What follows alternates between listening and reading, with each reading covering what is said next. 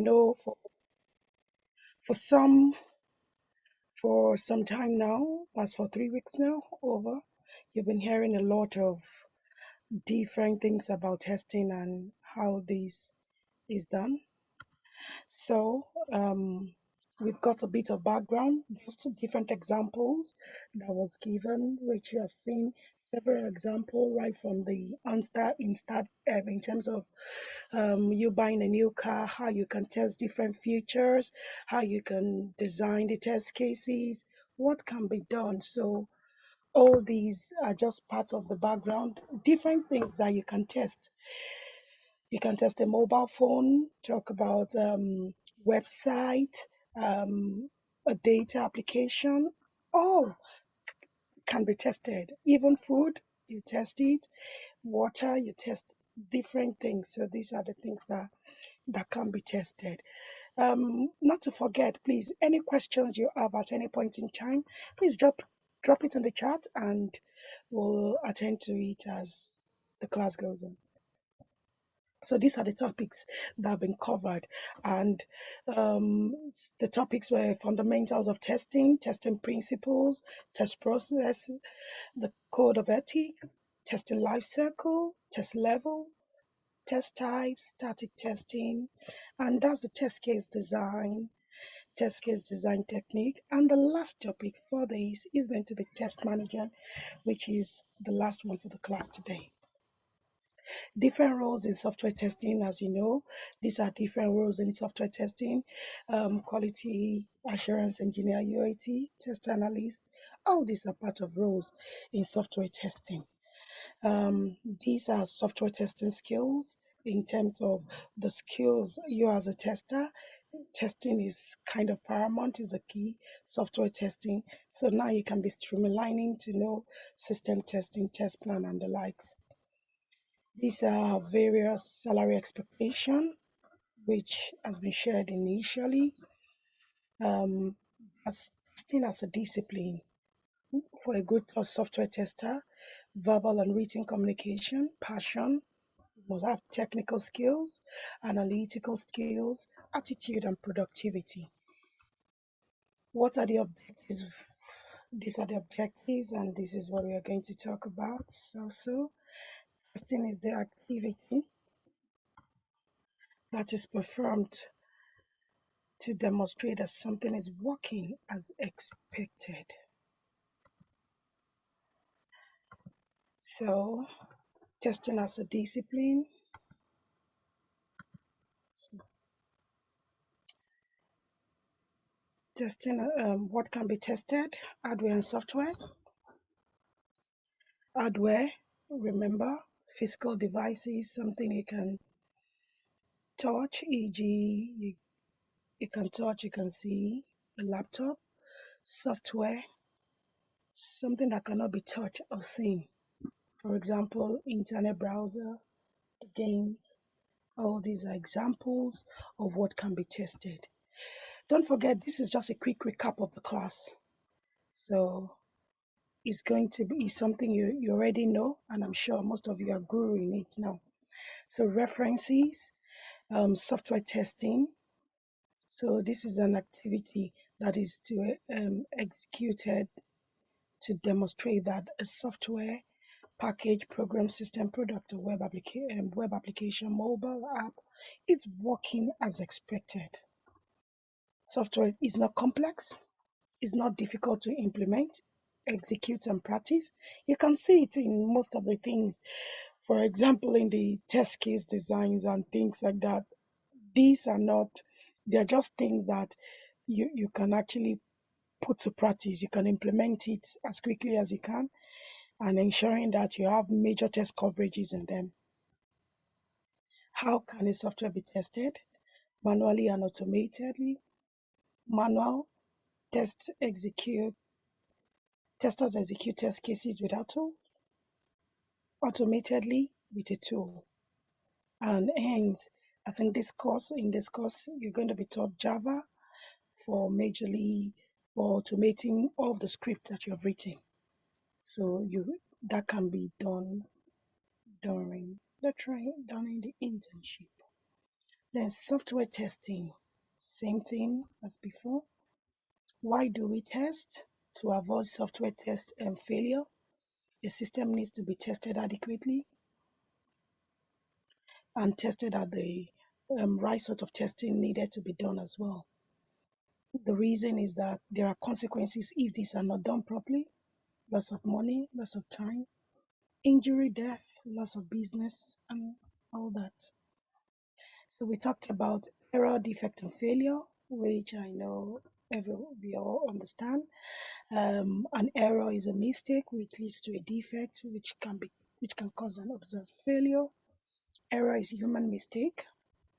Anyone, it can be hierarchy from anybody. It could be maybe misinterpretation of the business requirement by the business analyst. Talk about the customer might provide insufficient, incorrect information. It might be the design, and it could be that maybe insufficient requirement, or maybe the developers or the team in general are under pressure and maybe they're tired. Anywhere it could be. So a defect is the inconsistency between expected and actual results. So now you can see that immediately we started expected and actual result, and the same thing is going on and on. All these as I've said earlier, it can't change. You must have an expected and actual result. So any difference between it is what is called defect. So if this is what you're expecting and you are seeing this now, you're not seeing the correct thing, then it's a defect. Defect is called the bug, it's called the error, it's called the fault. It depends on um, the way everyone defines it, but they all lead to the same thing. Failure is the consequences of a defect. So if there's something incorrect in the behavior of the system, hence is is failed. So keeping software under control, exhaustive testing of complex system is not possible. So you can't say, oh, you want to test the whole system. I can vouch to say this is completed. Oh, it's impossible. So when is testing enough? Testing and risk, two words: testing, risk. I'm testing, I'm checking the risk. Testing and quality, I'm testing properly, I'm also checking the quality. So when do you decide enough is enough? When this have been done, you've checked the risk, you've tested, you've checked the risk, you've checked the quality. Then you can decide, has all the priority gone? All the high level bugs, are they completed? All these are things that you put in place before you say enough is enough when it comes to testing. General principles of testing, we've got 7. And these 7, testing shows the presence of bugs. Yes, that's the reason we're here. Exhaustive testing is impossible. Yes, it's impossible. Early testing, that is agile. You're capturing, starting right from requirement. You're involved in it, reviewing requirements in terms of static testing, verifying, getting an understanding of that, designing your early prepping, early testing. So that defect clustering, the pesticide paradox. It doesn't mean that you check all the time. When you look through a particular, it doesn't mean that there is no bug there. So just the more you look, the less you see, but it is just good you test properly in terms of priority. And testing is context dependent. Yes, you can't test before you can test. You need to put some parameters in. You need to add some things. So that's it. Absence of error fallacy. You can't say, I've tested this whole system and it's working as expected. No bug is there. That's impossible. Fundamental test process, test planning and control. Just take a building, a house as just that. You started fundamental test process, tests planning and control. You're planning and you're also controlling in terms of prepping and doing that. Test analysis and design. I'm analyzing, I'm designing. my test cases. That is where it comes in. Test implementation and execution. Now, I've looked at my test plan, I've done everything, I've put what I want to do. I want to implement my test cases. I start designing, I start putting it. Then we want to do the execution. Is this working as expected? Yes. Pass. Is it working as expected? No. Fail. That's test implementation and execution. Evaluating exit criteria and reporting. Exit. We finish testing. We need to report. We have our defect management tool. We've executed these test cases. This is auto test closure activities. Now we need a test completion. This is what we have done. This is the testing we've carried out. This is what passed. This is what we have failed.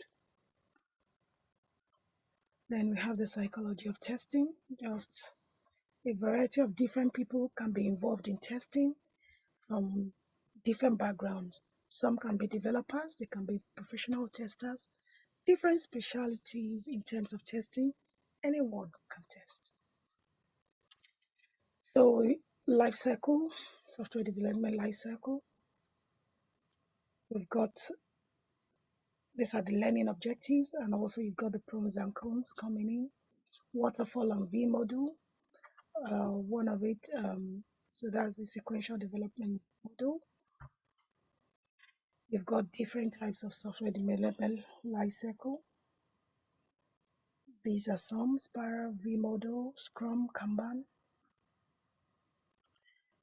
Also, we are going to look at waterfall, V model, and the iterative incremental development model, which is the agile.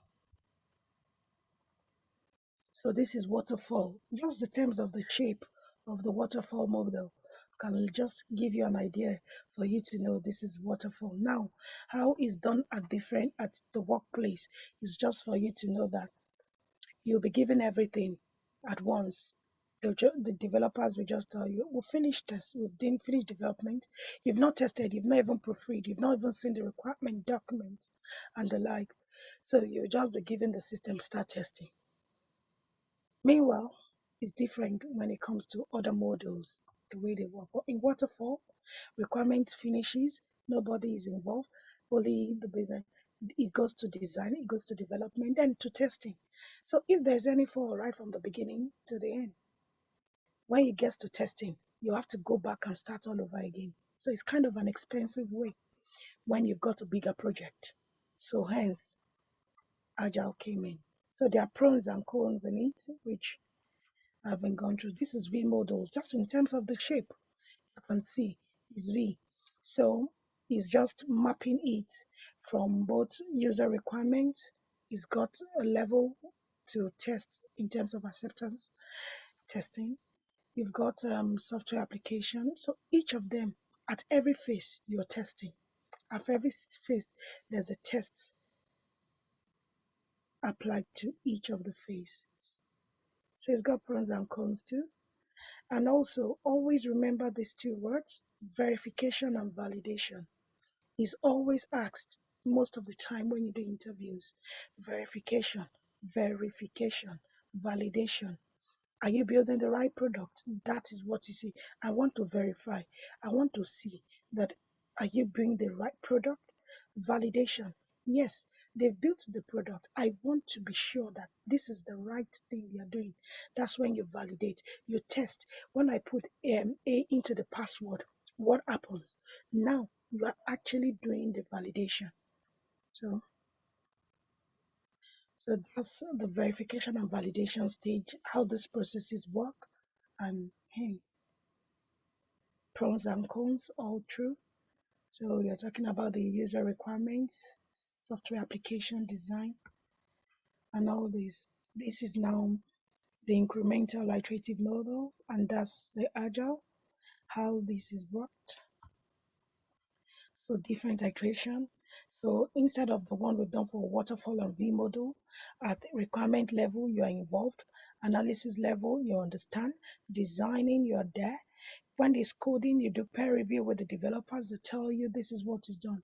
Yeah, you've got maybe just the logging to be done in this sprint.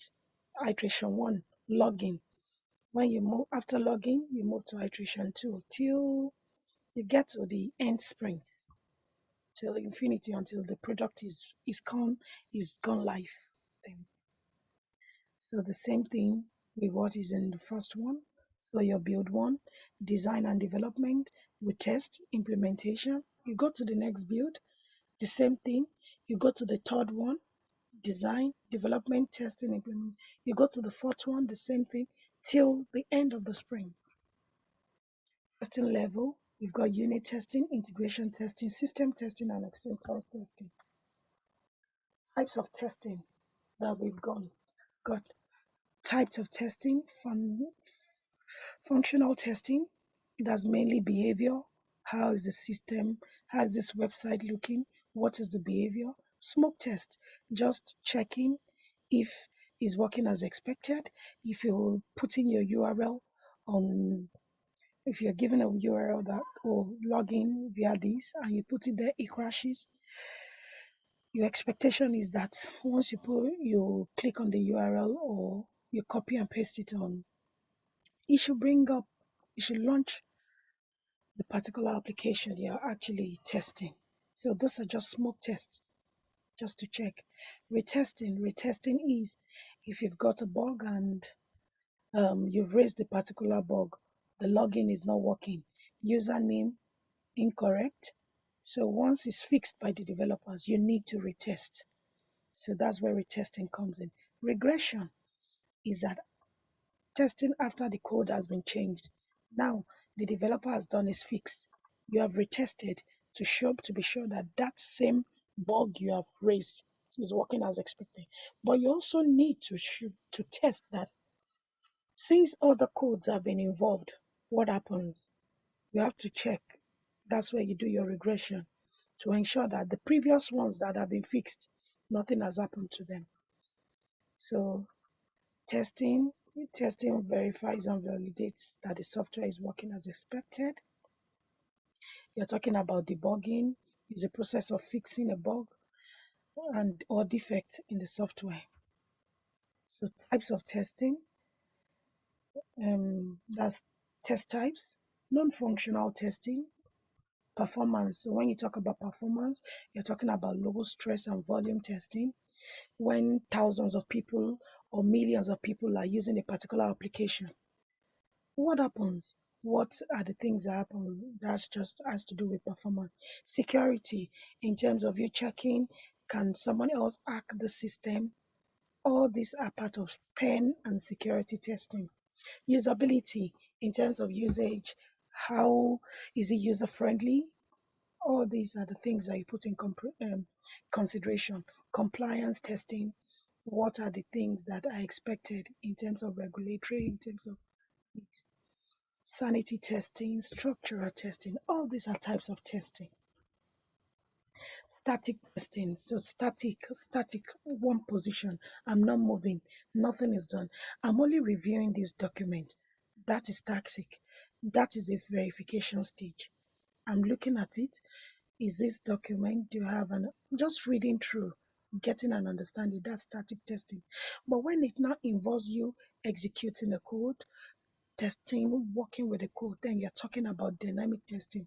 You're running, you're executing. So that is what is, when you're looking at the code, that is when dynamic testing comes in place.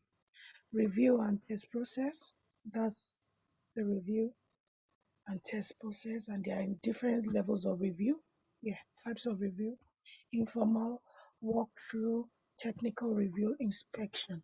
So it's better because when you review, other is good for others to review whatever you are doing, so that the error can be, you can you can see the errors quickly, other than it getting to a stage where it is kind of expensive to fix. And so these are test cases, test design, different examples have been done. Test condition, what is it? What are the things that are going to be involved?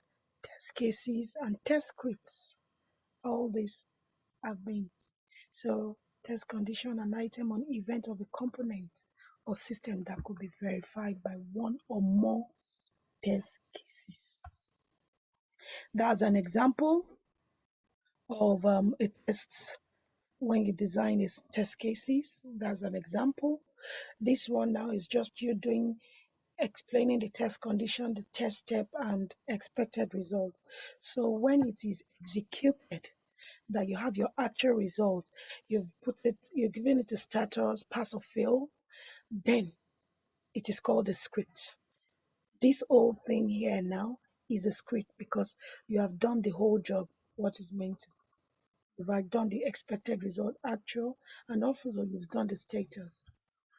So that's like a script for the registration. These are categories of test case design technique. We've got the black box and the white box testing. We've got categories of test case design technique also. So that's more of insight of it. And mainly black box testing, equivalent partitioning, boundary value analysis, decision table, state transition testing, and use case design. Equivalent partitioning, boundary value analysis are key. This is your day-to-day activities when it comes to test. So these are interview questions. Most of the time they'll tell you explain the difference between equivalent partitioning and boundary value analysis. Decision table is kind of is a yes or no, a true or false in terms of that. So but just familiarize yourself because most of the time when you are giving your speech you could say or you design your test case techniques by using equivalent partitioning and boundary value analysis. Hence give us example.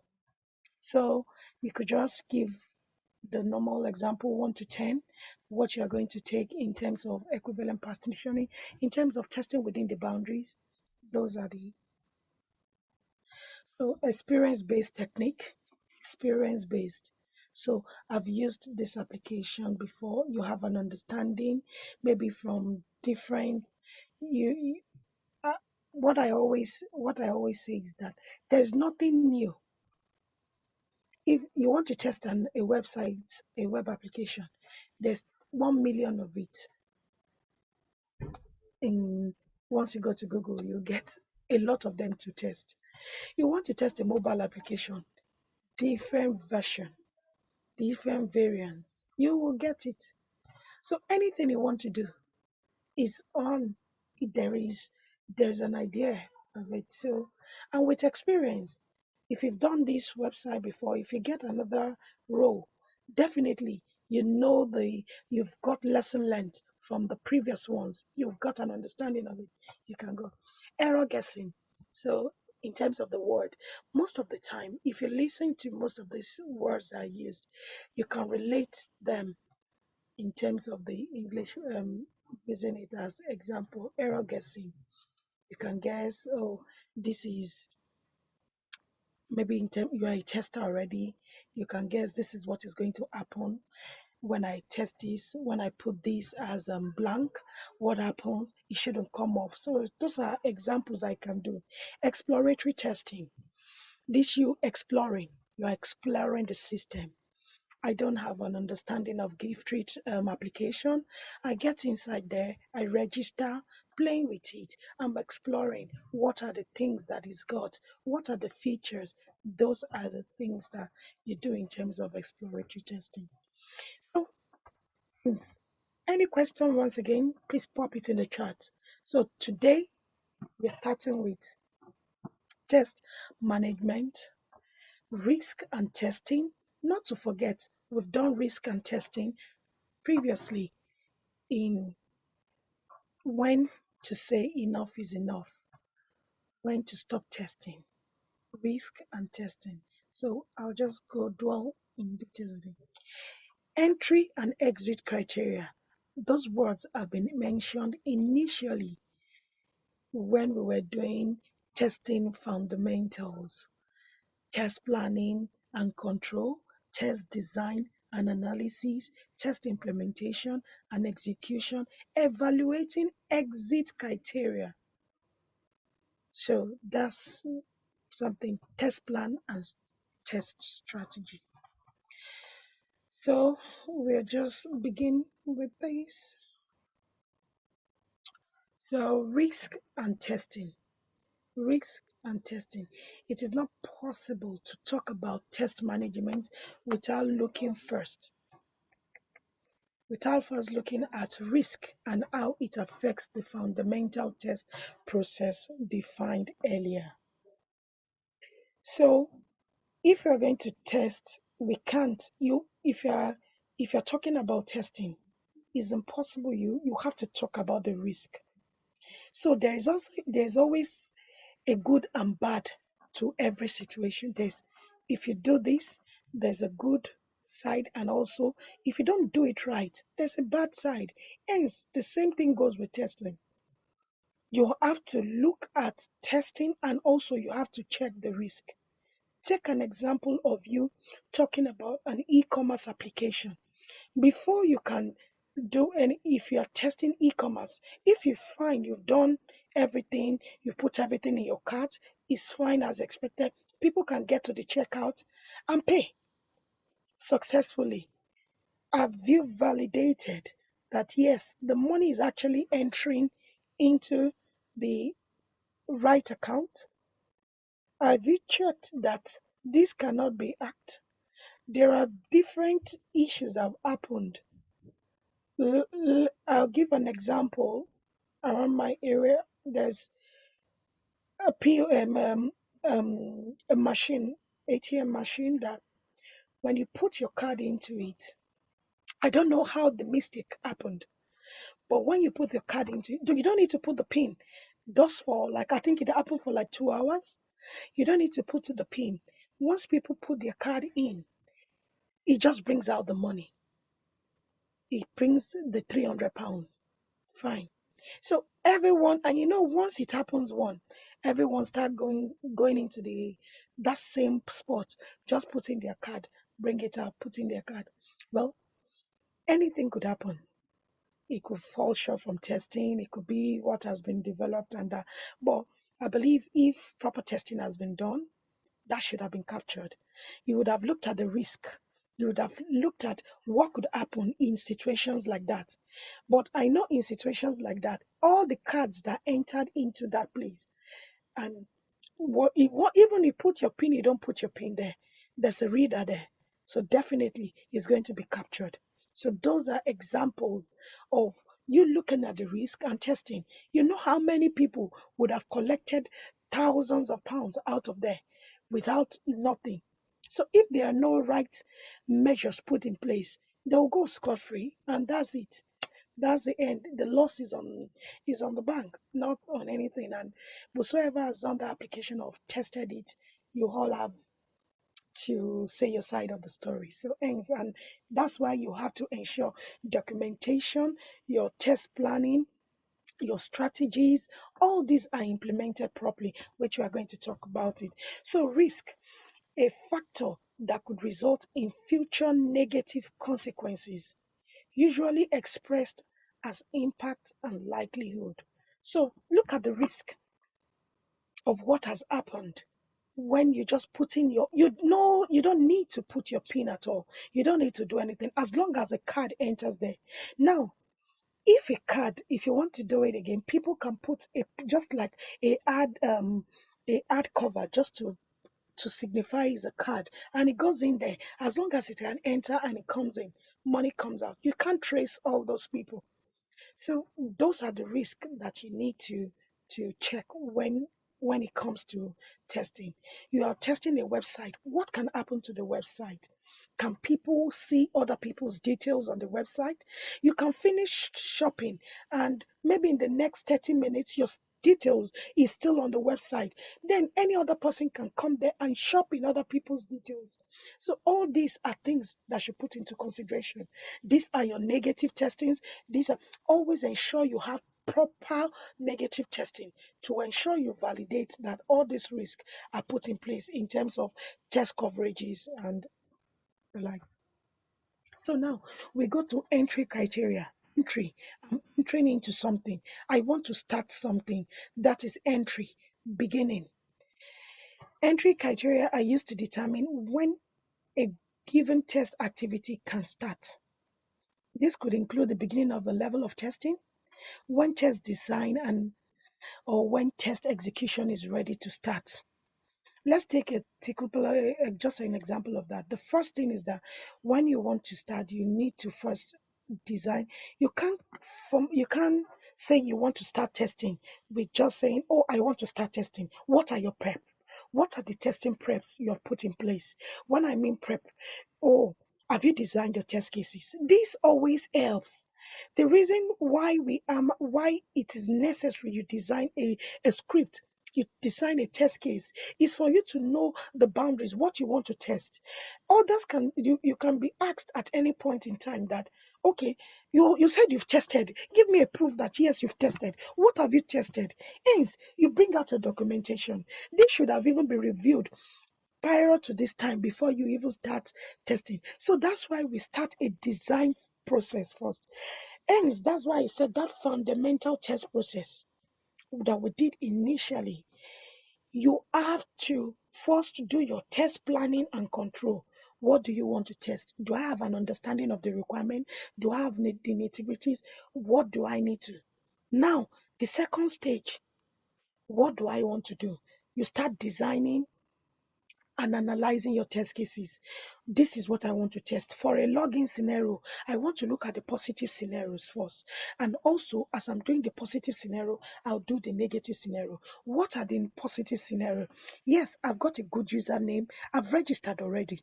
And I have a right username and a correct password. Then it should launch me into the to the website that I'm actually working on.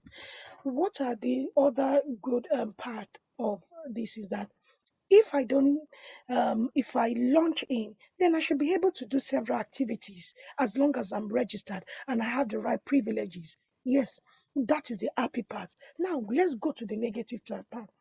I've got a good username, but I've got incorrect password. My expectation is that it should fail. It shouldn't even let me go anywhere. It should stay there and tell me, bring up a message to tell me incorrect password, incorrect username. If I put the right, if I put a different username and I put the correct password, same thing, it should fail. It should tell me incorrect user password. Now, if I don't put anything, I don't put anything, it's blank and I enter, then it should tell me enter username and password. These are expected messages, error messages that should be displayed to inform the user. That shows that yes, this application is user friendly. When you're talking about an application is user friendly, information goes with it. What happens at every level? If I do something right, does it tell me it's successful? What happens? If I do something wrong, does it give me a message to let me know that, oh, I've not entered this? Then it should. Does she pop up? Those are the things when it comes to user friendly. So one is that all the test cases and test scripts are ready. So your prep, that is where your testing prep starts. Like I always say, you start with a sprint zero.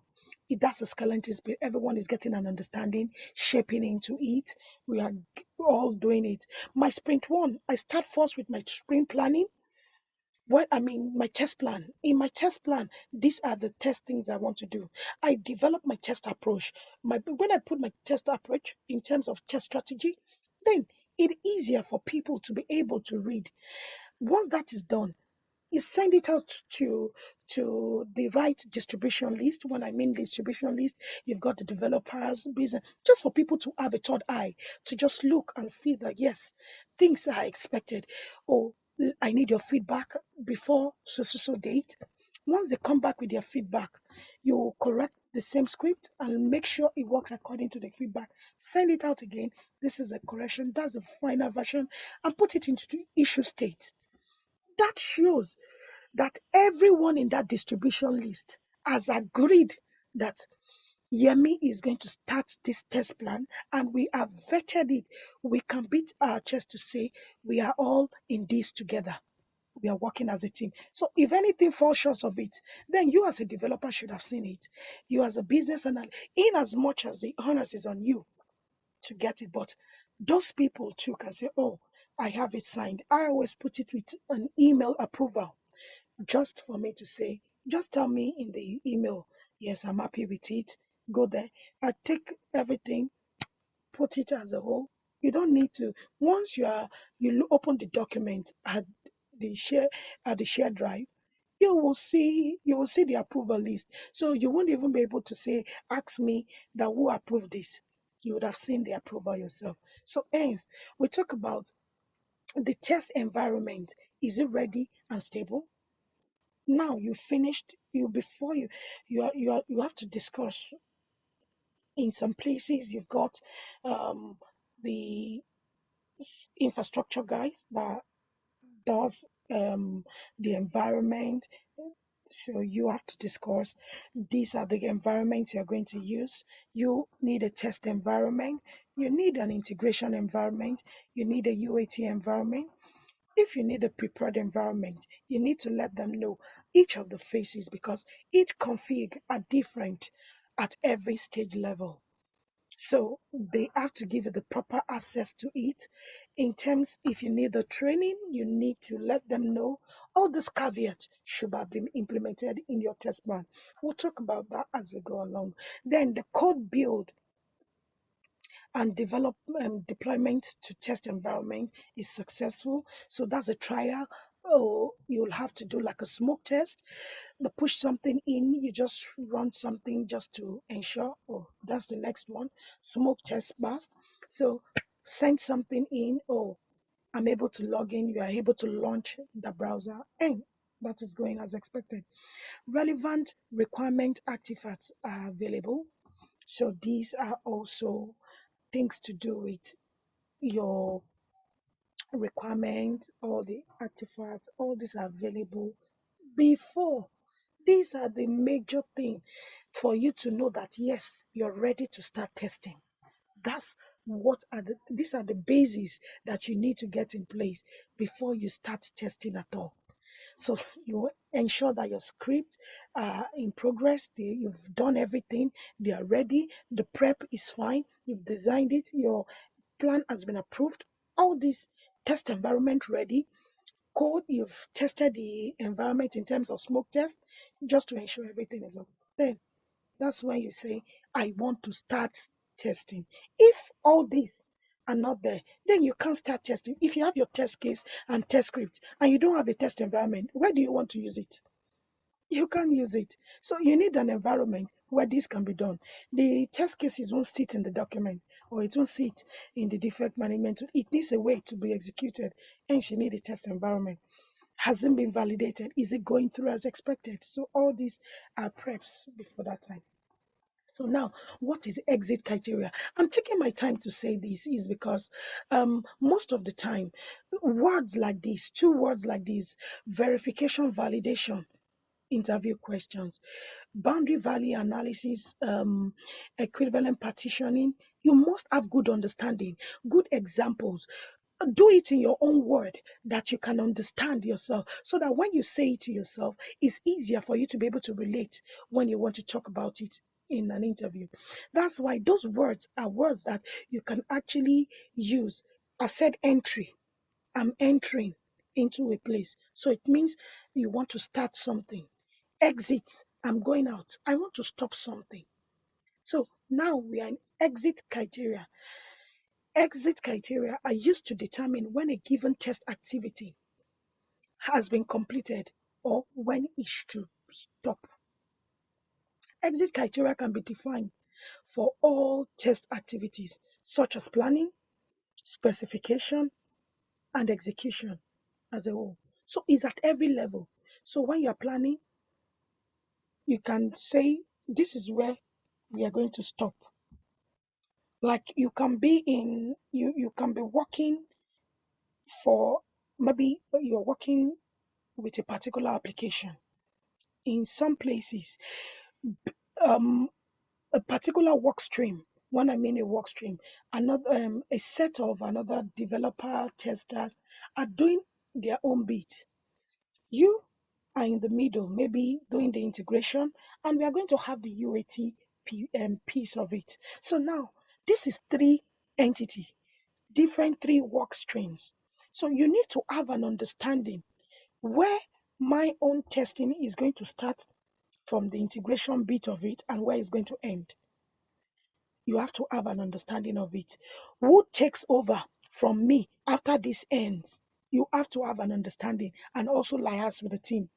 Who do I take over from?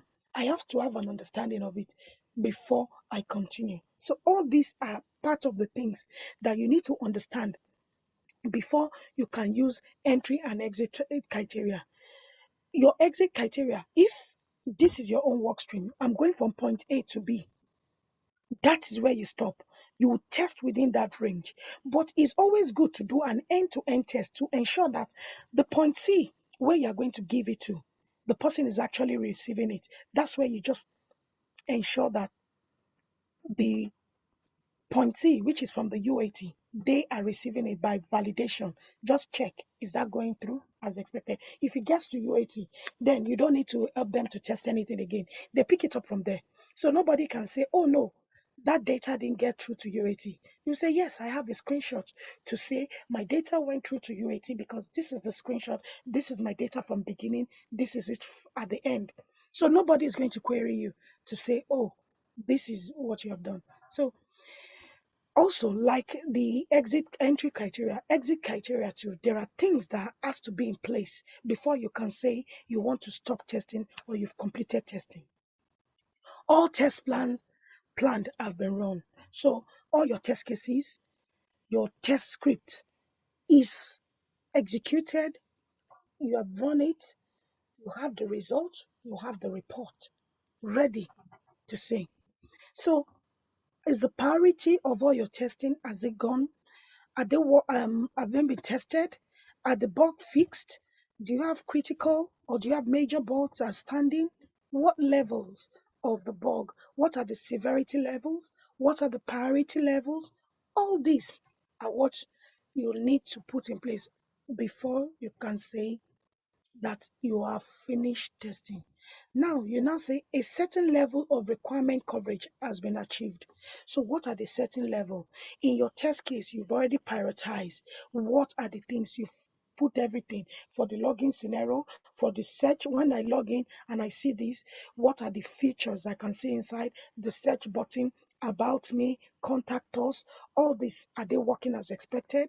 What happens inside it? Am I able to search? All these things, have they been completed? As do you have test coverages for them? Have they been mapped? Do you know whether this has been done? This is an example of it. Also, no high priority or no high priority or self defects are left outstanding. So there are priority and also there are severity bugs. So priority and severity. So severity is just how does this affect it? Is it a major bug? When I mean a major bug, anytime you enter the URL, does it crash? If it crashes, then nobody can use the application.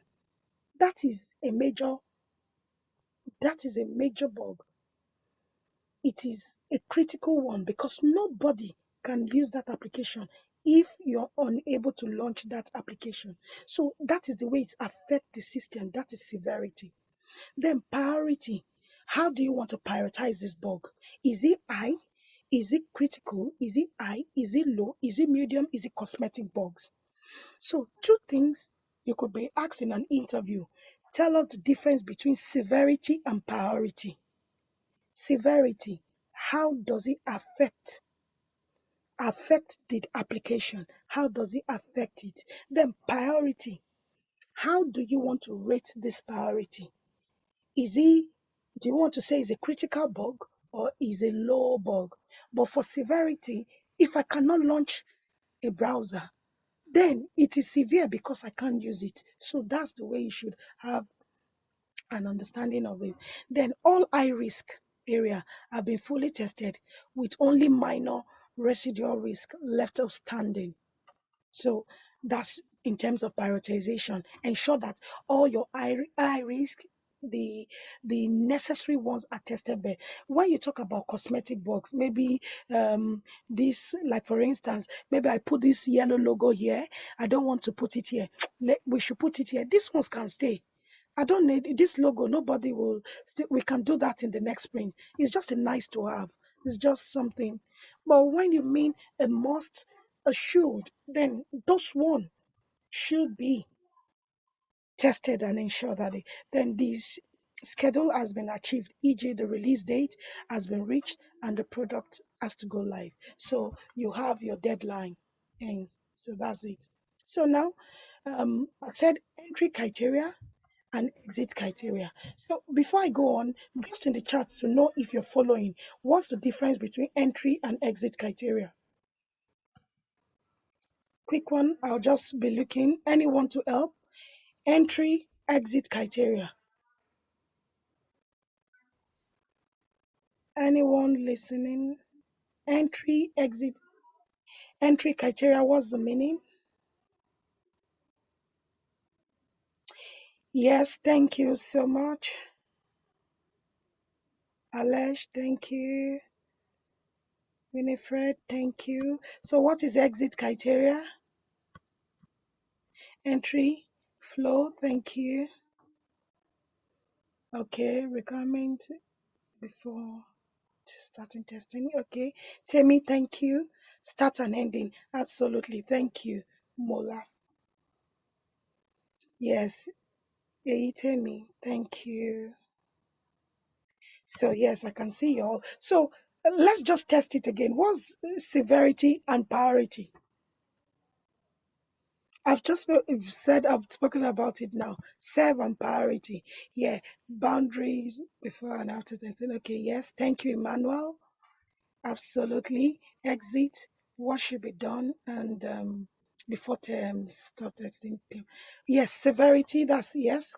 What's the difference between what's the meaning of severity and priority? Yeah, urgent. Yes. So just another thing about severity is always remember severity. It has critical, major, high, low. I mean medium and low. Those are the things that is going to have for severity. But for priority, it has high, low, medium also, cosmetic bugs. So those are the things that involved. So just have it. Is okay, yes. Thank you so much, Temi. Temi, okay. Severity is yes, thank you. So that's fine. Thank you. I can see you're all following. Well done, absolutely. So now, so we'll go to test estimation, and that's these are test management. So how do we estimate? If you know, previously I was initially for the test cases. I will just go back to the test cases a bit. I'm just going to go through these test cases. Yes. Okay. So now in these test cases, if you look at these test cases, let's take for example, you've executed two. This is two test cases, and you are asked that, oh, how many test cases have you executed? Because reason why we this don't forget these are steps. These are things that you need to do before this can you can say it is passed. So you've signed in, you've done a positive and a negative scenario, both passed, all looking good. So now, if you're asked that this is this is two test cases, we don't say I've tested two test cases and it's passed. No, you have to divide it in percentage. So we've got two test cases, so it's 50-50. So that makes it 100. So these 100 test cases, when they asked, oh yes, I've executed my test and 100, it passed 100%. Oh, fantastic! Then that's fine. But if you've executed these two test cases and maybe one out of this is not working, so it failed, You weren't able to get to the end of this. So this failed. So now we've got 50% of it that passed. So your test manager asks you, oh, Yemi, how many tests um, have you, how many tests passed? You just say 50% of them passed and 50. So once you say 50% passed, the calculation would have gone up that, oh, 50% failed, definitely. But just for this thing, I always just put everything, spell it out. 50% passed or you're blocked, and that is it. So let's say, for example, we've got five, five. So someone will tell me just from the chat, we've got five test cases, and three of them passed. So if say for instance the test manager and I ask, out of five that you've executed, three passed. So I say, okay, sorry, how many test cases passed? What are you going to tell me? Can someone type it in the chat? Don't just give me. I need that percentage there. That's why, because you have to. No, it's not 150. Yes. 7%. Yes, 60%. So that sign, you could just say 60%. Yes, thank you all. Absolutely. So 60 correct. Thank you, Favor. DJ, thank you all. Thank you, Tammy. Thank you so much. So all this, it means 60% passed. So if you've got four that passed, then we know 80% passed out of the five. So this can now be the estimates you're going to give. So we'll go back to,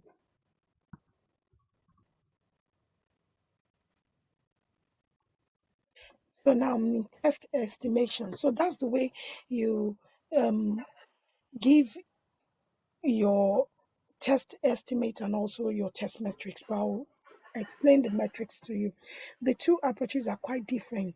The former being upon data, while the later is somewhat subjective to approach. So for the test metrics based approach, the way it's done is you are taking this old data. The first one I only asked how many percent passed. You all said 60, 40, 100. All these are part of things that. But for the metrics, now you want to give how many test conditions did you do? We said we did two. You have to do it in a table format. Test condition.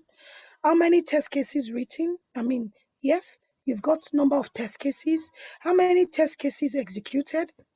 You will write the number of test cases executed. Um, how many are blocked? You put it down. Just make sure it's broken down to a stage that is easier for someone to pick up the metrics and look through it and say, oh, I get an understanding of what you have written. You look at the number of test conditions you have executed. What are the numbers? What are the number of test cases you've written in terms of the test steps? What are the number? How many have you executed? Out of it, we did two from this one that you see. If you look at the number of test cases, let me go back to this. I'm just so that we get a good understanding of it. So now, this is the two test condition we have written. So your table will be the test condition. You've got two. So now you want to count one, two, three, four, five. So this is what steps you have written. And this is what you're executing one after the other, one after the other, one after the other. You write the number of tests you have executed.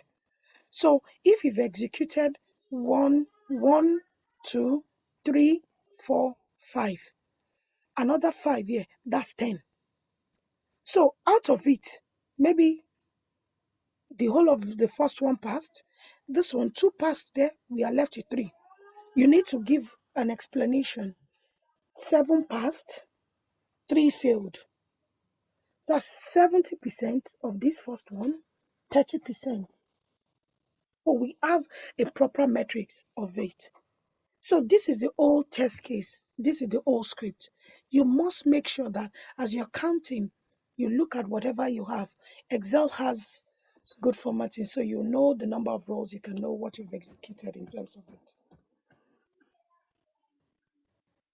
So I'll go back here again. So then the time taken to develop the test cases, now we use Mondays. So I'm currently in something like this. So I'll be asked, it depends on the application you're working on. If it's a data application, maybe for example, you have to go from one application to another application to a database to another application. So maybe you've got like almost six things integrating together, which you have to pass the data into each of them. Now, those test cases has to be, you have to know, just have a guide of how you are going to put your mandate. You can say, oh, I can write three test cases a day. If that is the way you can. If it's only two you can write, you can explain to them. That's maybe in the first cycle. Maybe your first cycle is you are designing, you are just learning the application if you don't know it. So it's expected. You can say you can write one, two, but don't forget you have to put some things into consideration. You can write one or two, you can reuse your test cases. So all these are things you put in consideration. Then also the time taken to run test cases. So you need to sorry, please just go on mute a bit. So you need to, it says time taken to run test cases. So when you're running the test cases, you have to, it will ask you what time, but there are time frames to this, so you have to put that in. The number of defect found. So these are always on metrics basis, just to check number of defect. Then the number of environment outrage and how long an average on average each time it lasted. So you just need to know what happens to the first one you've tested. You can time it, look at how it, what you put in place. All these are things that you look forward to. So that's your test estimation and your metric based approach. So this metric based approach, it could be in a table format. It could just be you just going to the spreadsheet Excel. I make it so colorful. Put the test condition, test cases, test script. You can design your own template. You can look at template, but it's easier. Just design your test condition, test cases. You've done two um test steps. You've done 10. Is once you are doing the 10, you are doing pass fail. In the next column, you've got two, maybe one pass, the other one failed. The next one, seven pass, 10 failed. When you send that to your manager, it doesn't need to see your script. That metrics gives him an understanding. I'm in a meeting, then your manager is in a meeting. Oh, how is this project A going? Oh, the gift tree project, how is it going? It's going fine. um Yami has executed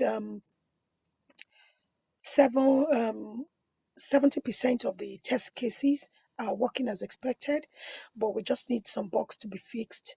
These are the number of bugs done. These are the ones closed, and these are the ones left. We've got five bugs. Out of it, we've got two critical bugs, which are currently with the developers and fixed. Simple. So it's kind of, nobody wants to see your script, but they want to actually see your metrics. They want to know. But as I'm saying, no one wants to see your script. Your manager has it to see that script. He's going to approve it. And also, anytime there's an issue, it's easier for you to give it to him. And also, your script, once you're no more in the organization or you go on holiday, someone else's can pick up the script and execute while you are away. So, hence, you need to do that. So, any questions, please pop it up on the chat. Now we've got the main job, which is test plan. Test plan. What a test plan is a detailed document that describes the test strategy, the objective, the schedule, the estimation, and deliverables and resources required for testing. Test plan. These are the things that encompasses. These are the things that are expected in your test plan. You've got the test strategy, you've got the objectives, you've got the schedule. What are your test strategy? What are the strategies you want to take? How is this going to be? What are your objectives? What is in scope? What do you want to do? How do you want to carry on the testing? What are your schedules? My test script design, I'm going to design my script from 23rd of August 20 to 21 to um, 14th or 20th of September 2021. That is my schedule for that. I'm already doing my estimation. From there, I believe the developers would have started their own development. Once that you put all those in consideration, then ends testing start from there. But first is that I need to do my test plan, and these are what is going to incorporate in your test plan. So your test plan, you give yourself a week, 2 weeks. You should be able to bring the document out in less than a week. So estimation, you put your estimation, what are the estimates and deliverables? How do you want to do it? What are the things that you want to do? What are the resources that are needed? Who is going to do this? Who is going to do that? How is the test environment going to be done? You have to specify that in your test plan. What type of testing are required? So all these are going to be spilled into the test plan. We'll go into that in the test plan. Help us to determine the efforts needed to validate the quality of the application under test. Test plan serves as a blueprint to conduct software testing activity as defined as a defined process, which is minutely monitored and controlled by the test manager. Now, let me give you a test plan. Is I'm just kind of conscious with the what is meant to be done by the test manager. You don't have to do as long as you're not a test manager. But there are some places that you are expected to do the test plan. You'll be told you have a manager, but I tell you to do the test plan. So if you are told to do the test plan, you can't fight it and say, but you are the test manager, you want to do that's your job. Also you can do it. So that's why you just need to have an understanding. But most of the time it's meant to be done by the test manager. But instead of that, it's just like you a manager, you want to shove on someone. So you do it, I will review it. That's most of the time. They know how to review test managers. So you have to learn how to work too. So that's the way you might. And the irony of things is that if you're now the only tester in that team on there, so who will design the test plan is you. So you might think, oh, you didn't get a test manager role, but hence you will still do the role of a test manager. So always have it at the back of your mind. You too, when you are talking, oh, you can design a test plan. They'll know that yes, this one is really ready, full package. But you have to know the meaning, what is incorporated, what you want to put in test plan, and we'll see. So, importance is of test plan. Designing a test plan has multiple benefits. It helps people outside the test team, such as developers, business managers, customers understand the details of testing. That's why it's just like you want to build a house. Before you can build a house, you need a plan. We want to 6 bedrooms there. We want a big living room, 2 big living room. So you've already given everybody and shared the plan. This is what I want to build on the floor. It's easier for people to know that even when they start the foundation, that you can't even see anything. Nothing has even started. They've not even put any block. You will have an understanding that this place is a 6 bedroom they are going to build there. So that is the plan. So it gives people an understanding after it's shared. So when you finish writing your test plan, it's going to be distributed to the normal distribution channel, to the developers, to business analysts, to the managers. Everybody have an understanding, a clear picture, a transparent picture of what we want to test as what is going to go on in the project, and it gives them rest of mind and assurance that um, tester A knows what he or she is doing. Oh, hear me, yes, she's the right person for the job. These are little things that you have to put in place to ensure that people gain your confidence.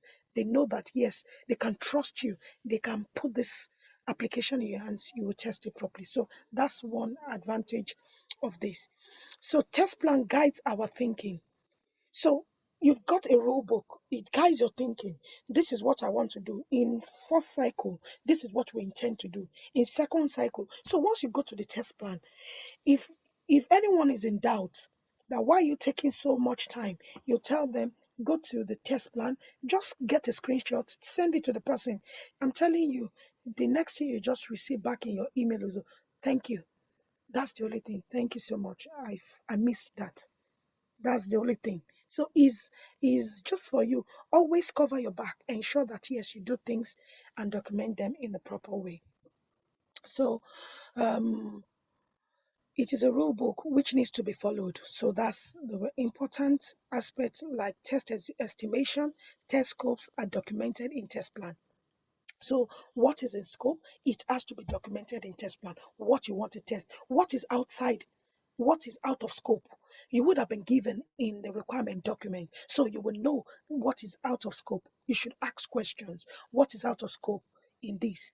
For the maybe for your testing a web application, what do you think is out of scope? Can we know have what is out of scope? That out of scope, you should know that your testing does not contain that. That is it. So it can be reviewed by the management team and reused for other projects. So you could do a bigger template. Anyone can reuse your test plan. How to write a test plan. So this is the phase of how to write a test plan. First, you analyze the product. You want to write a test plan for a web application. You have an understanding. How? What are the process? You first analyze the product. You would have been in a kickoff meeting. You will have an understanding. When I mean kickoff meeting, you're all there. Oh, we want to do this project. The project gift rate, or let's say Blue Sky project is coming up, and this is what we want to do. In the Blue Sky project, they've picked everyone at random. We've got testers, we've got developers, everyone. So this is what we want in the Blue Sky project. In the website, we want this. We want people to be able to register. We want to see how people are viewing it. We want to have different videos.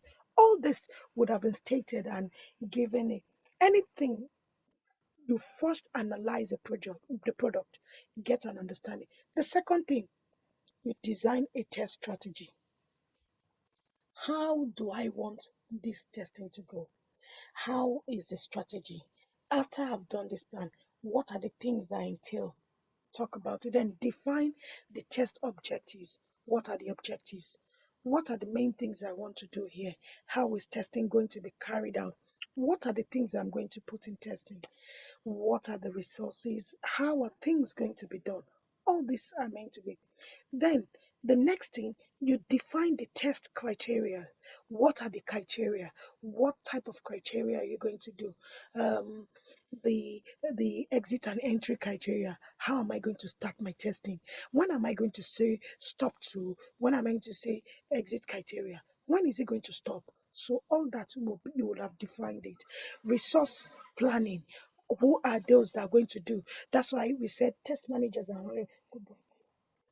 that test managers are going to be the ones. So he is going to know, oh, for this phase, this first cycle, this is what you're going to do there. We are going to need this resource. We are going to need um, training. Like we need two-man job. Maybe we might estimate we might need more when it gets to when the deadline, or we are those risks would have put in place for your planning, for getting your resources. Who is going to do this? Who is going to do the execution? Who is going to do the regression? What phase is it going to go to UAT? How is going to be tested? All these are going to be put in test plan. Um, Test environment. So now we've discussed about this. The next thing is to ensure, do we have the proper test environment? At what phase? What are the deployment processes from from dev to test, from test to integration, integration to UAT, UAT to pre-prod, pre-prod to production. So you should have those pipelines ready, working in sequence. How deployment, is it going to be automated deployment? You need to ask questions. If it's not automated, once you finish testing, who does the deployment? All this should have been ironed out and put there. Then also schedule for the estimation. What are the estimation? Your schedules, my timelines. I'm going to start my test plan at XY date, finish up this. Anything, we know their contingencies. All these things are put in place too. So determine test deliverables. What are the test deliverables? How is it going to happen?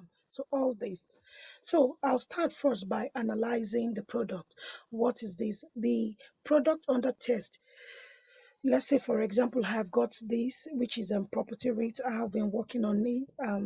We've been working on this. So is a website, which what this application does is mainly for you to find a specific property in locations, just like you looking to buy or sell a house. So hence you use this website. That's so you can look at it and research. So the first thing you will do is that to analyze who will use the website. So now I've used the word property rate. Who are the people that are going to use the website? So you know the people that are going to use the website. Those people that want to buy a house, we need to use the website. Those people that want to rent a house, we need to use the website. Those people that want to sell a house, we need to use the website. So after you look at the people that are going to use the website, now also you need to look at the market in terms of what are the age range, who are those that are going to use it. So hence all these are part of the usage of what. So what is it used for? I've said property rate. What is this application used for? It's for you to be able to buy, sell, rent a house. So these are how will it work? So in terms of usability, how is it going to work? Are you going to register? Are you going to subscribe? What are the things are going to do? So those are the things you put when you're analyzing a product. Those are the things you put in consideration. Just think out of the box. What can happen? So all these you put them. What are the software and hardware the product uses? So what are they going to use? How is it going to happen? Is it just your laptop and just you connect it, go online, search for it, and you put in your application? So that's the way you analyze the product. Then the second step is to develop this test strategy. So test strategy, we're going to talk, that's the thing we're going to talk after the test plan. Test strategy is a critical step in making the test plan.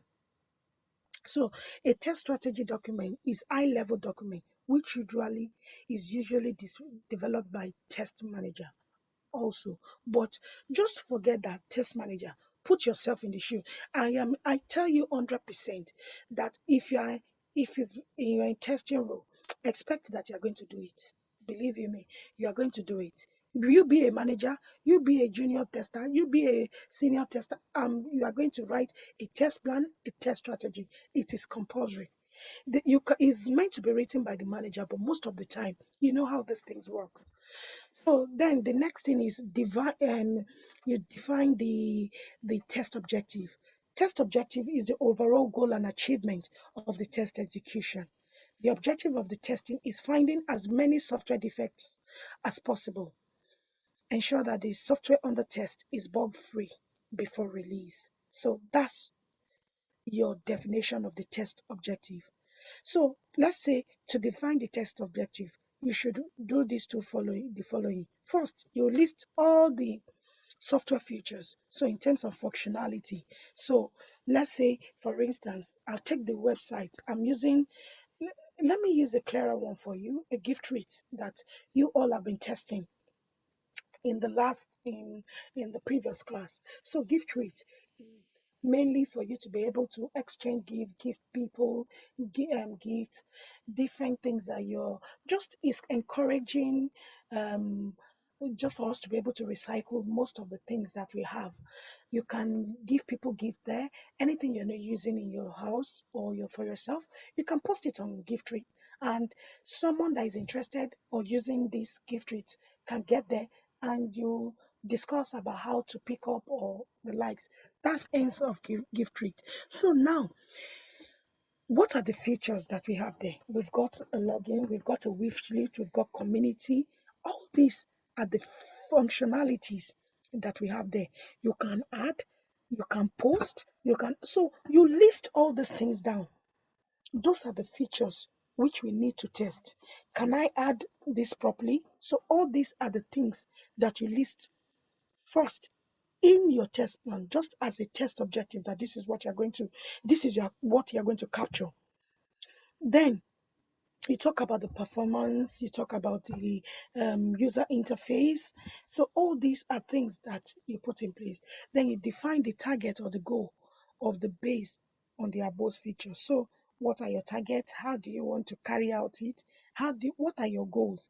Of course, you want to ensure that when you are testing, all these are working as expected. There's no bug in the system. So if you pick the wish list, you will test different combination, different boundaries over there to ensure it's working as expected. So that's it.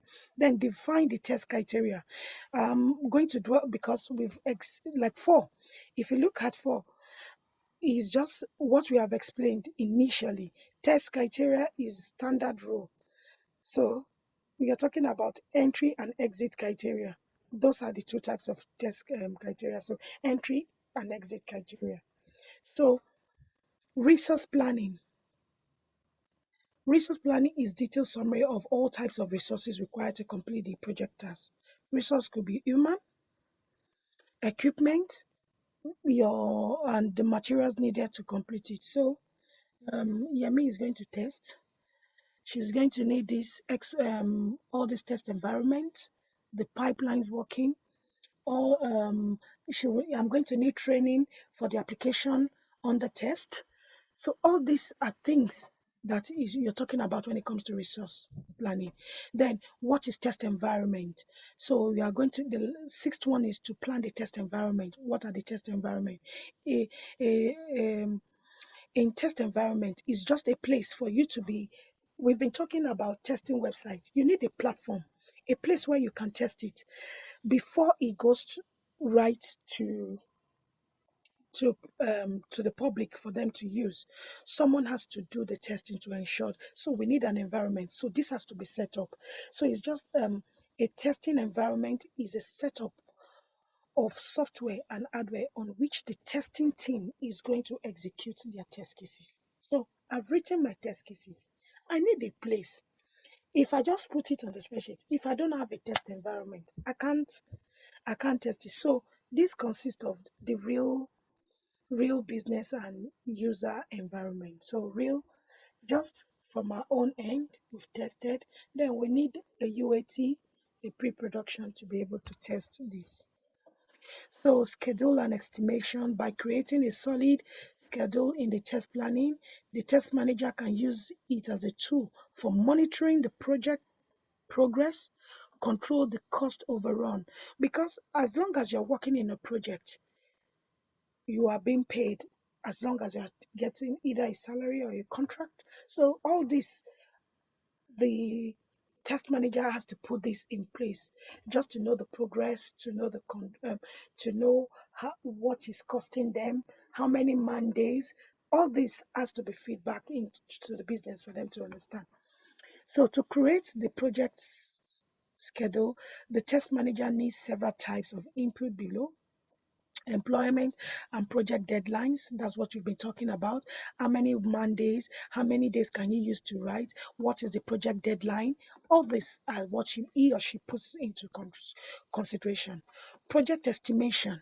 So based on the estimation, the test manager knows how long it takes to complete the project. So now I've said I'm going to start writing my test script from this night now, 23rd of August till 20th of that. So she knows, okay, like how many test cases are you going to develop, Yemi?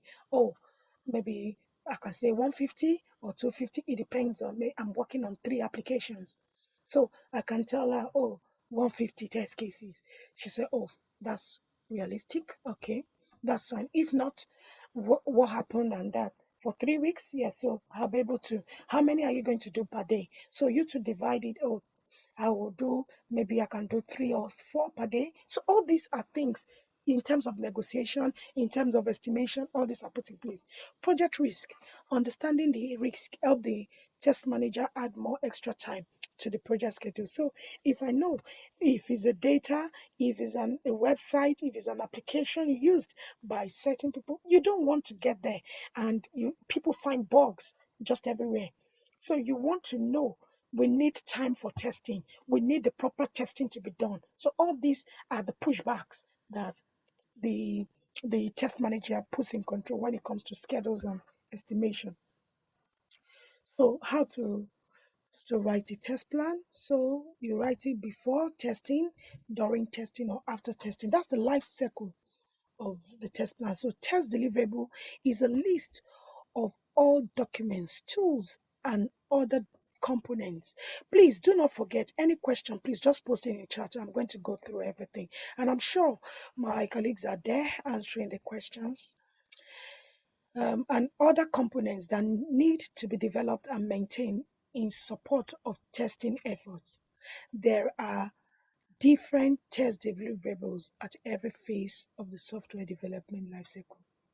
You can test start before testing, you can write it during testing and after testing. But it's always good to have an initial draft to start your testing to ensure that at every phase you are checking and you have that. So, hence, so now we go to test strategy. What is test strategy? Test strategy is a plan for defining the approach to the software testing lifecycle. That's STLC, software testing lifecycle. We've got software development lifecycle, software SDLC. That's what you did when it comes to Agile, vModule, waterfall methodologies. That's the development lifecycle. Now we are talking about the STLC, software testing lifecycle. It guides the QA, that's the quality assurance test team. So that's the testing team to define test coverage. So and testing scope. It also aids tester to get a clear picture of the project at any instance. The possibility of missing any test activity is very low when you have a test strategy, when there is a proper test strategy in place. So, because everything is going to be stated in the test strategy, is mainly like a broken down, a more granular level of a test plan. Test plan is mainly a high level, you saying this is what I want to do. But now the nitty-gritty, what type of testing, what is the meaning of that type of testing, what is in scope, all this are what is incorporated in the test strategy. So the test strategy document answers questions like what you want to get done, how you are going to go, how you are going to accomplish it. It is the most important document for any QA team in software testing. Writing an effective test strategy and the skills is a skill that a tester develops with experience. So now, aside from that, there are different templates you can use to develop test strategy. Some organizations have their own test strategy. You also can develop your own test strategy. I tell you, if you take one today and start developing that test strategy, just play around and get a test strategy. You can get is a document that take a project, anyone, play with something. Maybe you've got an application like GiveTreat, take it on high level and get that and make sure that you have an understanding that, oh, this is the project you want to work on. Start building your test strategy. You might think, oh, I'm not going to get a test manager job.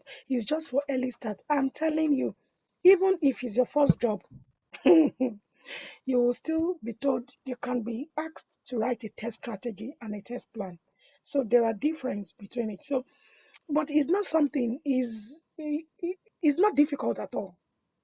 To be honest, it's not difficult. So you see, so how to prepare a good test strategy document. So every organization, yeah, has their unique priority of the role, how you can write and unique priority and set of role for software designing. So do not copy any organization blindly. So you have to just be, when it comes to document, you can take bits and pieces from everywhere. You can't say, let me give you an example. You are working on website and now you get someone that is using working on data, you get the person's test plan and just copy it on website. It will make meaning, if you get where I'm coming from. Because I, as working with data and the likes, I will break down to say this, my data goes into this place, go into this particular location, check, I validate, I do that. Meanwhile, you are doing a different thing. But you can have some things that you can copy there. You can have some things that you can reuse. It's mainly reusable, so you just don't get things up. So first is to have an understanding of step one, what is in scope. So it defines parameters like who will review the documents, who will approve the documents. So software testing activity carried out with timelines. You can see that it still boils down on what we are still going to do. Then second one, test approach. It defines process of testing, the testing levels. We have talked about the testing levels, if you remember, initially. So we've talked about different test levels, roles and responsibilities of each team members. So what, like now, I give a clearer picture. You have a developer, you have a business analyst in your team. You are a tester in the team. You have a project manager in the team. You have a solution architect in the team. You have an infrastructure guys in the team. So first, you have to define their roles and responsibility. Um, Yemi, um, Yemi's role is a tester. This is what I'm going to do. I'm going to design the test cases, the test script. I'm going to design the test plan, the test strategy, all the things I'm going to do. I'm going to put it there. Same as a developer, he's the one to get this down to me. You put the developer's role there. The project manager, this is one of the person to review your test plan. Also there to ensure we've got Scrum Masters there. The Scrum Master to ensure that everyone is doing in terms of our responsibility and roles. You put it. What the business analyst is going to do in terms of requirement document. All these roles, you have to put them there. Types of testing. What types of testing are you going to do? Functional testing, non-functional testing, talk about load testing, security testing, smoke testing, all the things that you're going to do in types of testing. It has to be listed there. So testing approach and automation tool if applicable. So if you're going to automate, give for example, most of the time now you have to automate application. So what are you going to automate? What are the testing tools you're going to use? You're going to use, maybe you're going to use Selenium, Java, JMeter, all the things you're going to use, Maven, all your tools. You could put it in approach in terms of taking maybe just a snapshot of how it looks, what kind of approach you're going to take. All these automation tools, that's if applicable, you do it there. Then adding new defect retesting, defect triage. So new defects, you have a defect management tool where you can add it. Retesting of bug fixes, defect triage. When I mean defect triage, so now we have a group of people looking at the defect. Oh, defect A, has it been fixed? Where, what stage is it? What is the progress? Has it been sent to the tester? Yes, testing is going on in it. What is happening? So it's just like a triage session to know the approach we are getting in terms of defect. And this always comes in mainly maybe once development has started and things. Regression testing, checking that if you forget retesting and regression, always remember is a question too. So in interview question, regression testing just to ensure that anything that's been retested, all the fix, anything that's been touched in the code is still as expected. It hasn't broken anything. And test sign off. I also call it as test. After the test sign off is more of a test completion report. This is what I have done. These are the prep. These are my metrics. These are my estimations. These are what have been executed. You give it as a sign off. Then you know that's my own rubber stamp to say I've completed my part. Then three is test environment. We've been talking about test environment back and forth. So you define the number of equipment, setup, all how the pipelines are going to look like. You put it there. Then you define the backup of the test data and restore. So what are the test data? You can give an example of the test data and you put what you're going to enter. All this are what goes into the test environment. Testing tools, so automation and test management tool. Test management tool, when we mean tools, like in the internship, I'm very sure is Azure DevOps we use, and that's a defect management tool. So in you'll be taught how to use that. If you can use one defect management very well, you can use any defect management tool. I guarantee you, if you can use one, you can use any defect management tool. So we've got Azure DevOps, we've got TFS, that's Team Foundation Server, is also for all this. You can use it also for agile methodology monitoring. You've got Jira, is also a defect management tool. You can use it for both your Scrum, Kanban board. You've got Trello, you've got tax manager, so you've got all this, you've got test manager also to use as defect management tool. So you raise your defect there where you can add your snapshot, that's your screenshot when you find a defect. I always encourage anytime you start testing, take a before and after screenshot. Ensure that the URL is shown there so that no one, once you get those picture, get the screenshot, it covers your back in so many things. You can't lie in a picture. It's just like if you snap me now, it's the way I look that the picture will bring out. It's not possible. It's just use anything, whatever the way you look is what the picture is going to bring. So they know with screenshots you can't get it wrong. So testing tools, that's a figure out the number of open source as well as commercial. So those are some of the open source I've given you that you can use. Some of them are paid for. Most of them are paid for if you want to use it in depth. So it's always paid for by the organization or wherever you're working with. But you could look for the basic levels and use like Azure DevOps. You should be able to. Then release control, so that's release management. That's you're going to have another team, release management. So once all these tests are executed, there is a release phase which goes into it.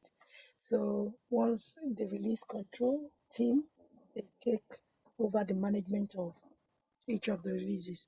Then risk analysis, list all the risks that you can estimate. So any risk, lesson learned, anything you any risk that you can see there. Risk could be if you are the only tester there. There's possibility that if one of your risk is that if you don't get the if the product is not given to you at a specific time, no, it is already a risk because if you have to do, you can't just rush your testing. You have to put all these things into consideration. So all these are part of risk that you have to put to say, oh, if this is delayed, then hence we are going to push back on testing. So all these are going to be your risk factor. You should have your rate. So that's your risk. You analyze your dependencies. All these are kind of things that you then give a clear plan to mitigate the risk. Also a contingency plan. So give for example, if you know that you are the only one or you are two people, you are going to need more people. So you will write your mitigation or your it's just to say this is what I'm going to do. Um, we are just two now. If we are tight, we might need another tester or two testers to join us. So everybody have it at the back of their mind that you've already stated it that yes, you might, this is a risk factor for you. You might need someone. And you have already said, this is my risk. This is how we can do it. I might need two more people to help so that we can get everything sorted quickly. And that's it. So review and approval. All activities are reviewed and signed off by the business team. So those are the distribution list, project management, development team, etc. So that's the approval distribution list.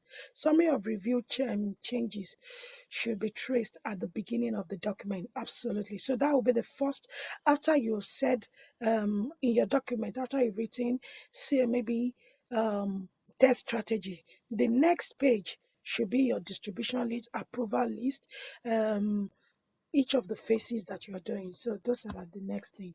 So what is the difference between test plan and test strategy? We've been talking about test plan, we've been talking about stress strategy. What is the difference? So the difference in test plan, that test plan, the test focus and project scope are defined. It deals with test coverage, scheduling, features to be tested, features not to be tested, estimation and resource management. You can see what test plan deals with: test coverage, scheduling, features to be tested, features not to be tested, estimation, and resource management. While test strategy is a guideline to be followed to achieve the test objectives and execution of types of testing. You know, in this one, we didn't put any execution. We just said, these are the timeline. This is what we are going to test. These are what we are not going to test. This is our estimation. This is the resource management. This is just high level. But in the test strategy, you have to now define what the test objectives are, your execution, types of testing, you've mentioned in the test plan, how you are going to deal with the objectives, how you are going to do the test environment. So it has to be stated clearly, transparently, so that people can read and understand it. The test approach, how do you want to do it? What are the automation test tool you want to do? What are the test strategy? What are the contingency plan? What are the risk? All this has to be captured in the test strategy. So that's the difference between test plan and test strategy. There are definitely differences there. So now go to the defect management tools. So as I've said earlier, I've mentioned this. I've got Azure DevOps, Jira, Trello, Task Manager. There's Test Manager too. So it's also like is under um this thing. You could use it as test professional to just be able to record, run, execute your test. All these are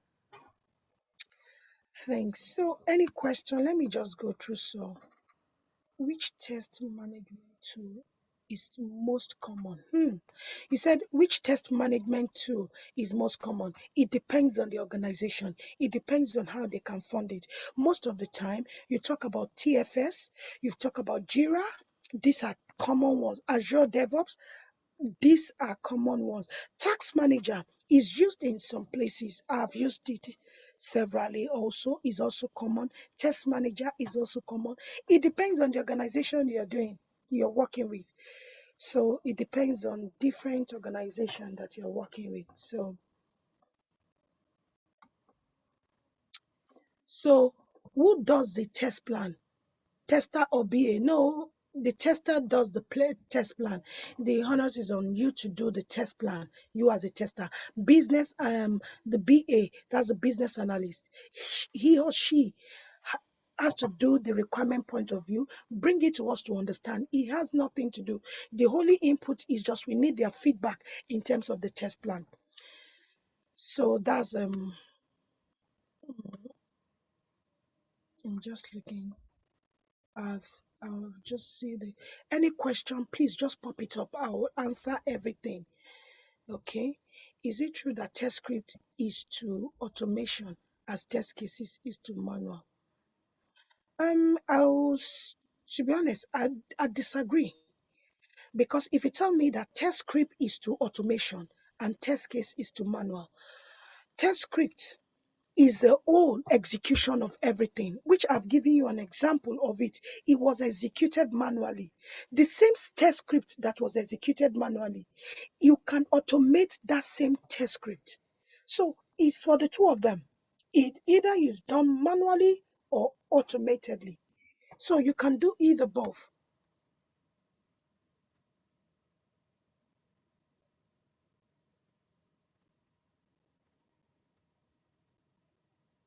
Is the test process 5 or 7?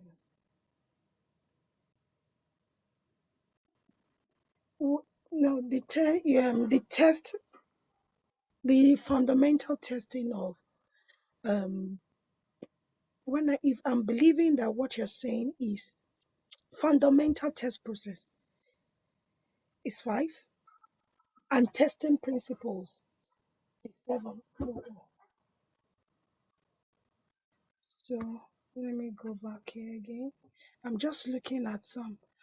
Okay. Please, is it possible to see sample of the test case management or plan design test cases? Yeah, it's possible, but we can. This is going to be done during all these tests, the manual ones that you have done.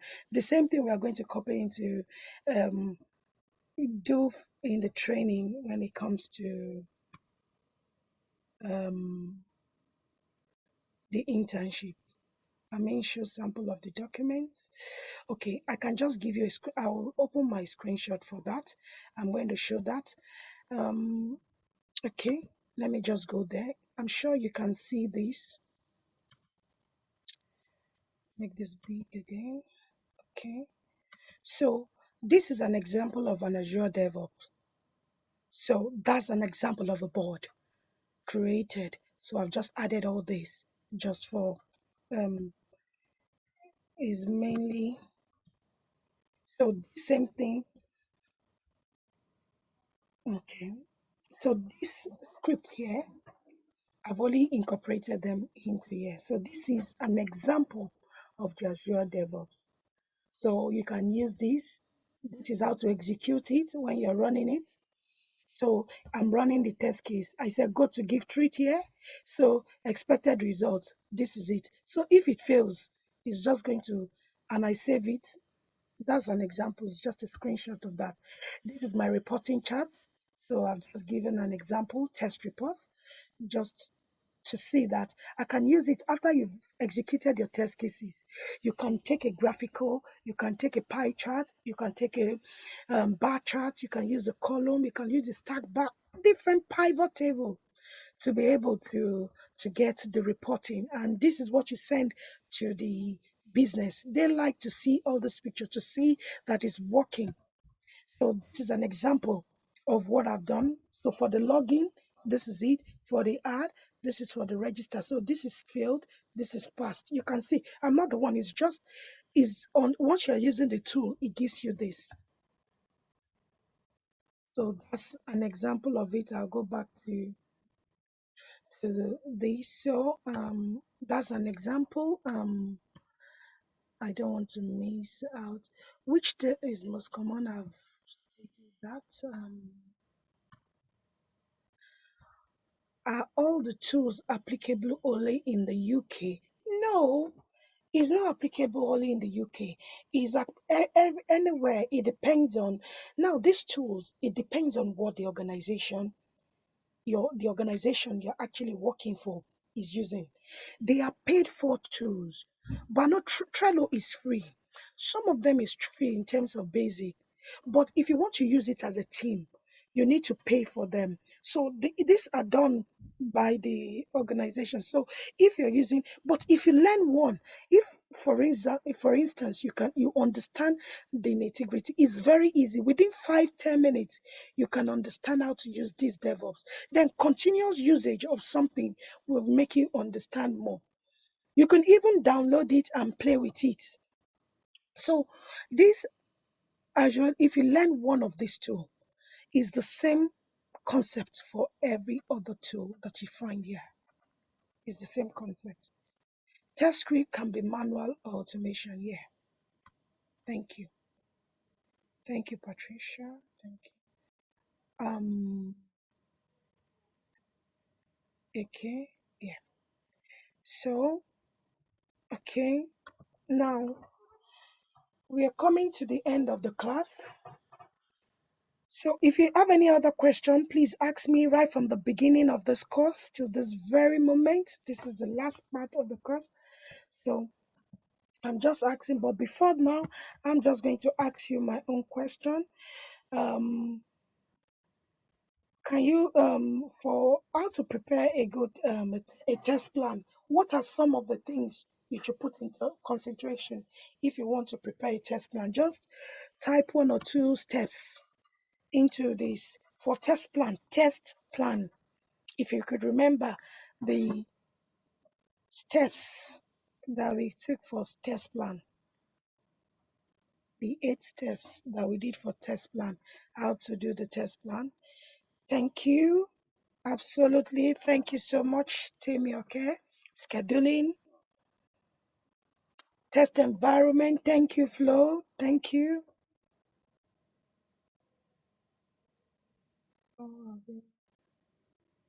Okay. Then, okay, resource management. Thank you, Timmy. Thank you. Scope, favor. Thank you for DJ. Thank you.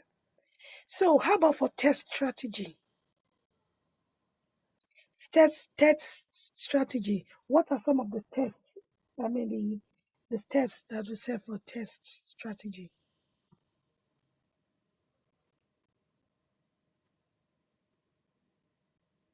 Test strategy. Yes. Execution. Thank you, Alesh.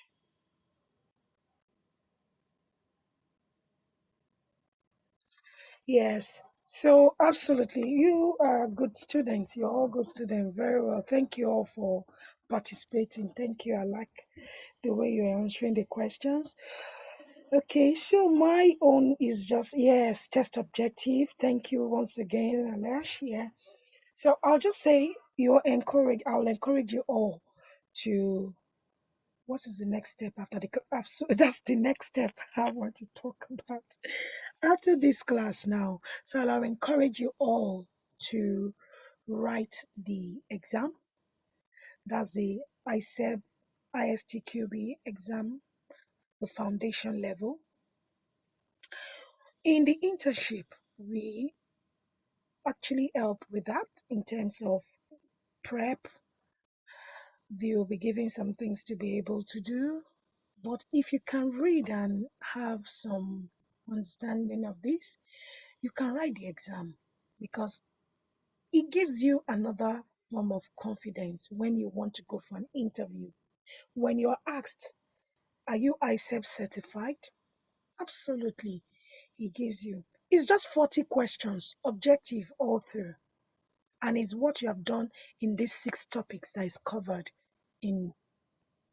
So all this, I'll just advise you to go and do the test. If you go to BCS board, the Chartered Institute, you should be able to register and get that done.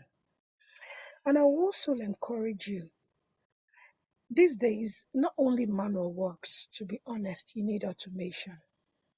We've gotten this basic knowledge, and that's the foundation that you need. You can start testing at any time. If you get a good manual job, absolutely, you're good to go. But I'll just encourage you to also join the internship. Just mainly, I think it's still on. I think by end of the month, it should be it should be closed. But you'll be able to do both manual and automation.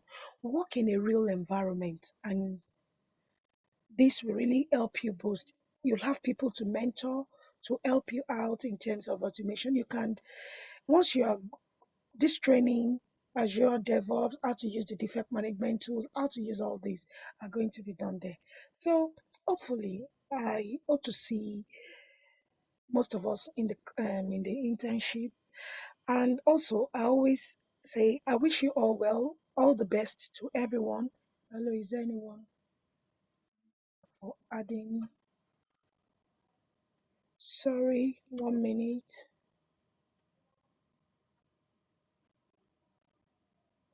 Saying for adding any last minute requirement Hello. requested by the product owner, even if he has a priority, or is it possible?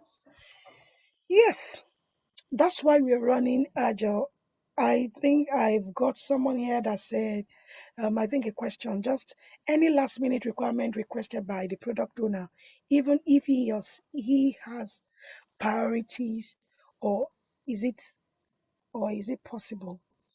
Yes, in my understanding from what you have said is, yes, that's why it depends on what you're working on. So I'll say most of the time, the reason some sometimes you peg the requirement, but when you're working in agile, that's why it's a continuous thing. There could be changes at any point in time as long as the product is still under test. Once the application is still under test, there could be room. But if we cannot, we push back and make it a change requirement as a CR. So we can pause forward to say we've developed it as requested. That's why the requirement is always signed off by the business to get that. So are you going to be there during the internship? Yes, every one of us is all hands on board. We are all going to be there. The internship, we are all going to be there. So yeah. So I'll just encourage every one of us. And hopefully one of these days we might all work together as part of a team in a project. And I'm hoping to see you all at the top. I wish you all the best. In the absence, can we test end to end of B&Q store? Alesh, if you mean, can we test end to end of a B&Q store? Yeah, your expectation is to do end to end testing. To be honest, you have to. It's compulsory. You have to do an end to end test. That's what it shows. You must be able to do an. But of a B&Q store, yes, you should be able to do your end to end test. Yes. So you have to ensure, but it depends on the way you define your own end to end according to what you are working on your project. Is different from the way I'm going to define it in my own work stream. So that's the understanding you need to have. Understand what you are told to do in terms of what is my expectation. So that's the way it works. And hopefully I wish you all the best. Thank you so much, Yemi. Thank you so much for this, and also to all the students. Thank you. Those that will see, those who will not see, I want to say thank you. Thank you. It's been a journey. And I want to say thank you. So has anyone got any question before we go? All right, cool. So I think that's it. Thank you so much, Yemi, once again. So we'll see you at the next program. Thank you, everybody. Okay. Cheers. Bye. Thank you all. Bye. Thank you. Bye.